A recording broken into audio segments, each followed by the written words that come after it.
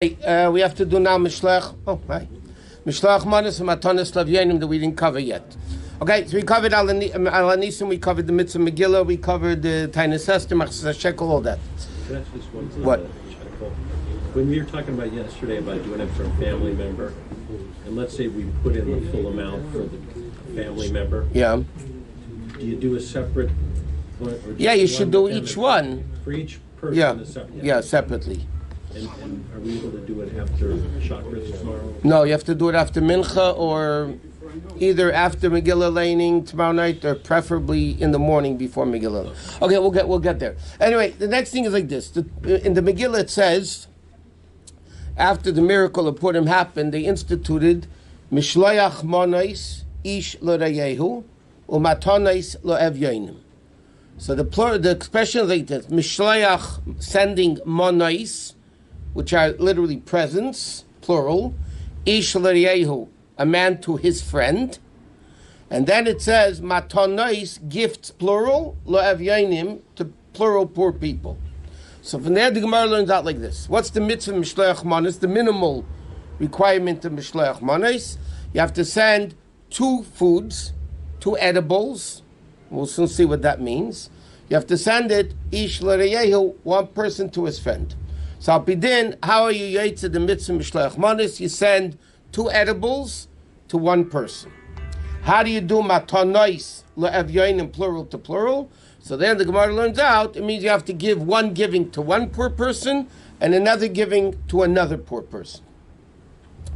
In fact, it's interesting, the fact that the Megillah uses the word Mishloach Mones, the word Shliach, so from there it became the minig that you usually send it through somebody. But it's not a din of shlichus, it's not a din you're actually appointing an agent, a proxy, because you could send it through a kid, who apidin cannot be a shliach. You could send it through a guy, who apidin cannot be a shliach.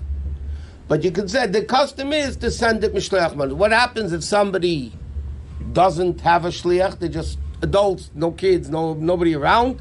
So then you can do it yourself. You can just give the person the mishliach manos themselves. Now everybody has to do mishliach manos. Men, women, children. Everybody has the obligation of Mishloach Manos. But the halacha is, men should send to men, and women should send to women. In a lot of places, the minig is that they send families to families, which some poskim question if that's actually doing it 100%, because it's family to family rather than individual to individual. So at least one Mishloach Manos people should do correctly. A male should send to a male, a woman should send to a woman, and then the kids should send to their friends, and at least through that fulfill the obligation of Mishloach Manos. Now, according to halacha, it has to be 2 different kinds. Okay, that's the halacha. What the definition of 2 kinds is very interesting in halacha. But number 1, this misconception people have that it needs to be 2 separate brachas doesn't say anywhere. There's no such thing. It doesn't have to be 2 separate brachas. You can send an apple and a pear, which have the same bracha, or you can send meat and fish, which both have the same bracha, and nevertheless you're fulfilling your obligation 100%.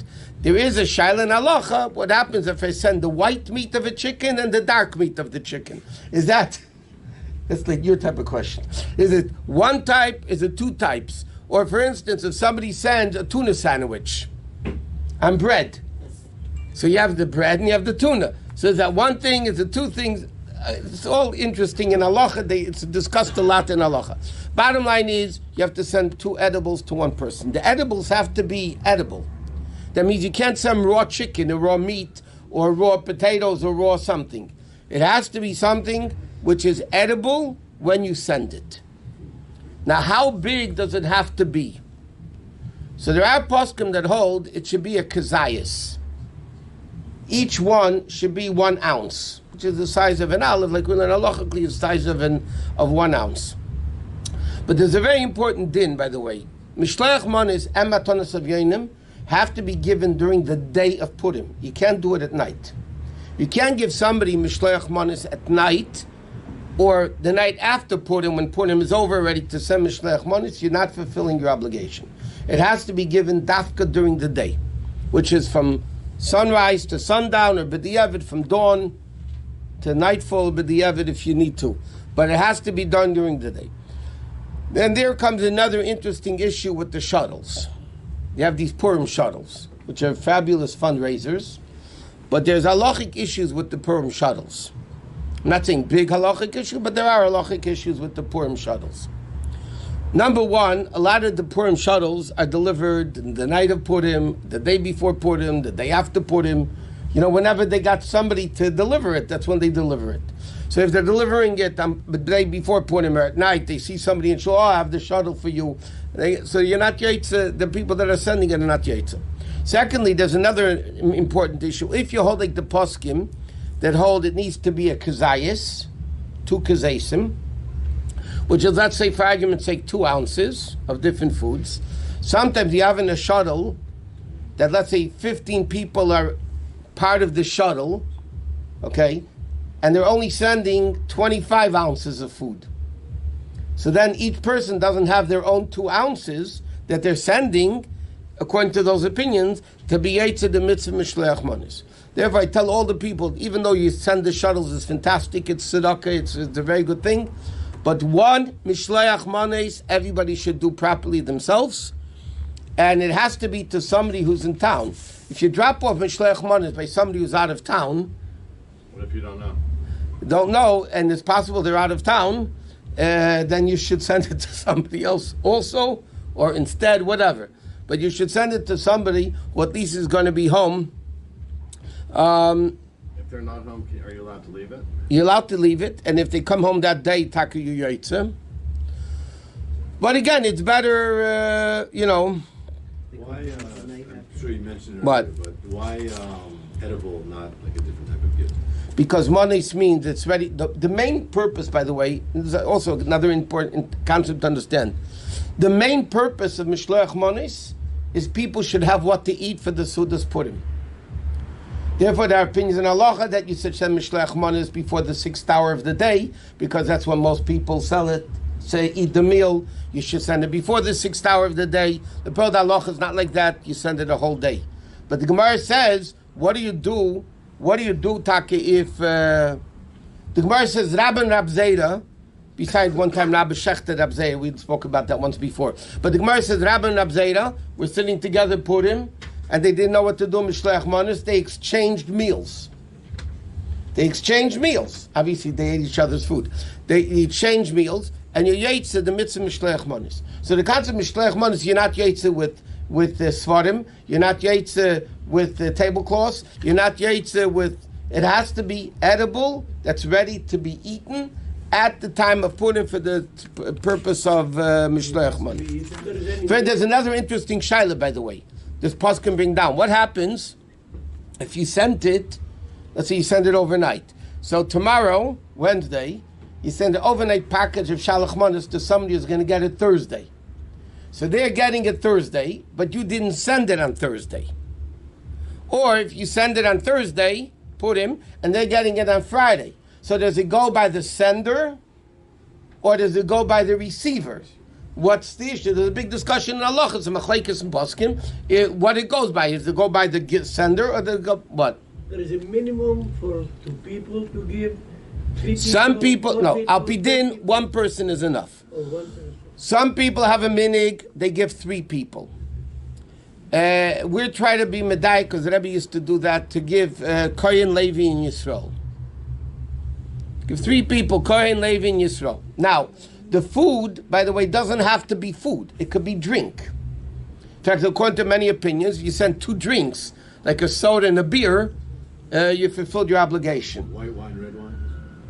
Okay, the question is that 2 different things, one thing. Is that 2 different things or one thing? But another interesting point is, our custom, B'chlal, is to send food and drink. Food and drink. So you can send, let's say, a bottle of soda with an orange or a hamantash or whatever it is. So that's the way you could send it. But l'chatchila, you could also send food and 1 drink. What? If you could send more than a kazayas, you could send as much as You can send as much as you want. The truth is, the Rambam brings down in Shulchan Aruch Paskins that the best thing is to give more matanas lav yainim than Mishleach Manos. Why? Because there's no greater Simcha by Hashem.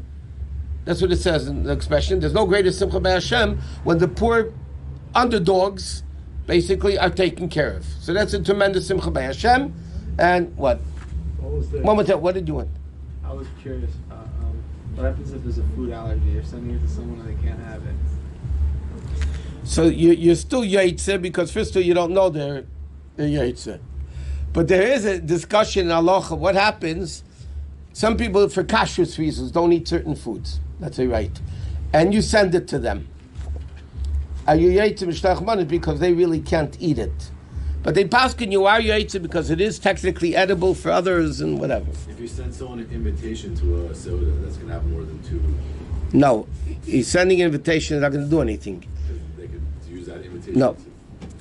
But The answer was, which answer is correct? By the sender or by the receiver? to machlaikis.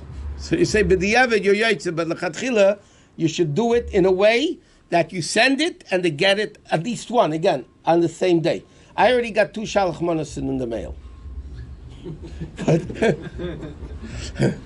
it back. Huh? Send it back. Why? It's good stuff. I should send it back. Free gift then. I would have worked with Australia with the date line and all that. So again, it's the same issue. Is the edible has to be eaten? The edible doesn't. Okay, so there are poskim that say you really should taste the mishleach manos during the day, but lepel the minig is not like that. The halacha is not like that. You know what it is? You get 100 shalach manos and you can taste 100 things. I mean, And can you give somebody's gift to somebody else? yeah. In fact, what people do is they. What's it called? Musical shalach manos. You know, you get one, you send it to somebody else. What a lot of people do, they'll send back the same shalach manos, but they'll change a few things.